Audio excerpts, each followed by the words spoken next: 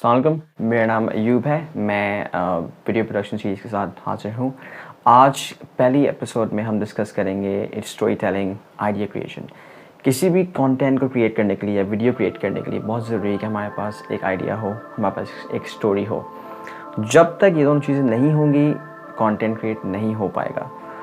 Story telling basics आज हम discuss करेंगे आज के एपिसोड में, और ये बताएंगे आप लोगों को कि आप आइडिया किस तरह बना सकते हैं किसी भी फिल्म के लिए, किसी भी डॉक्यूमेंट्री के लिए, या किसी भी अपनी स्मॉल वीडियो के लिए, और उसको आप उस आइडिया को आप आइडिया से लेके स्टोरी में कैसे बयान कर सकते हैं, यानी कि उस आइडिया को उसको एक स्टोरी में कैसे डाल सकते हैं। सबसे अहम बात समझने वाली वो ये है कि किसी भी वीडियो की स्टोरी आपसे शुरू होती है।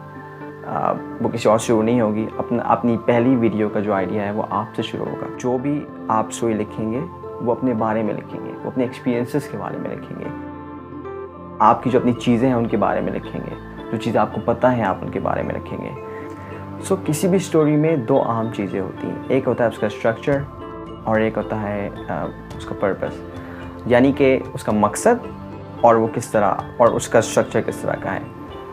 मकसद बहुत ज़रूरी है। किसी भी स्टोरी में आपको पता होना चाहिए कि आप वो स्टोरी क्यों बना रहे हैं, उसकी वजह क्या है, मैं क्यों एक कहानी बयान कर रहा हूँ। फॉर एग्ज़ाम्पल, अगर मैं अपनी पहली कहानी लिखूँगा तो मैं अपनी कहानी अपनी माँ के बारे में लिख सकता हूँ कि उन्होंने मेरी परवरिश कैसे की। दूसरा जो इम्पॉर्टेंट चीज़ है मकसद के बाद, वो है उसका स्ट्रक्चर।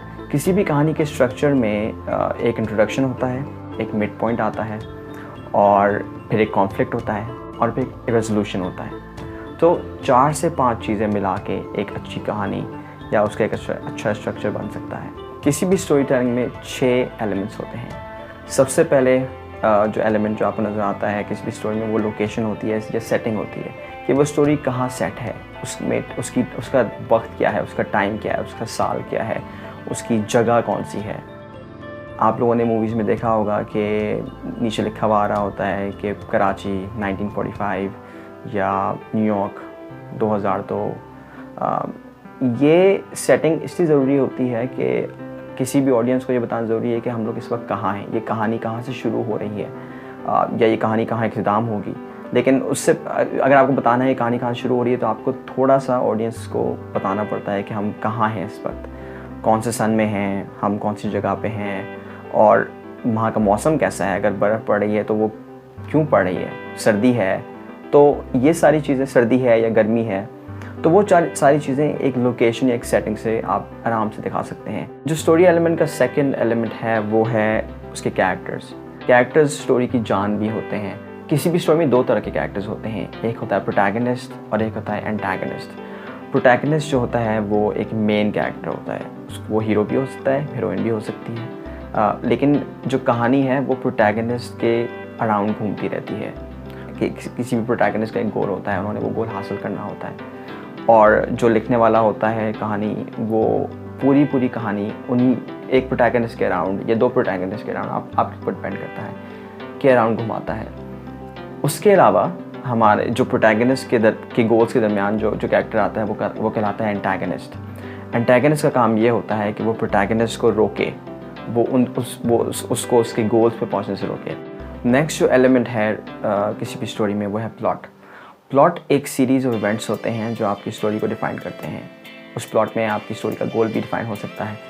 फॉर एग्ज़ाम्पल, एक किसी भी कहानी का एक प्लॉट ये हो सकता है कि एक ग्रुप है क्लाइंबर्स का, वो K2 जा रहे हैं, उनका मकसद है K2 क्लाइंब करना विंटर सीज़न में। ये एक प्लॉट लाइन हो सकती है, और उनका एक स्पेसिफिक मकसद हमारी इस प्लॉट लाइन से डिफ़ाइन हो रहा है। अगला स्टोरी एलिमेंट है कॉन्फ्लिक्ट जो है वो स्टोरी को ड्राइव करता है। तो बहुत ज़रूरी है कि आपका कॉन्फ्लिक्ट बहुत क्लियर हो। जैसे मैंने बताया कि हमारे एक प्लॉट है कहानी का, इसमें हमारे ग्रुप ऑफ क्लाइंबर्स जा रहे हैं माउंट एवरेस्ट या K2 जा रहे हैं क्लाइंब करने। अब इसमें कॉन्फ्लिक्ट पैदा करने के लिए या तो वो गए और उन्होंने क्लाइंब कर ली ईजिली, इसमें कोई कॉन्फ्लिक्ट पैदा नहीं हुआ। इसमें उन्होंने क्लाइंब कर ली, वापस आ गए, सब कुछ खुश होके घर चले गए। लेकिन स्टोरी को इंटरेस्टिंग बनाने के लिए उनके लिए मुश्किलात पैदा हो सकती हैं। अगर वो चढ़ रहे हैं किसी भी माउंट एवरेस्ट को या किसी भी पहाड़ी को, तो उनमें से एक क्लाइंबर की इंजरी हो जाती है, तो बाकी 3 क्लाइंबर्स या 4 क्लाइंबर्स कैसे अकेले वो चढ़ेंगे ऊपर तक, कैसे जाएंगे, उनको क्या मुश्किलात पेश आएंगी।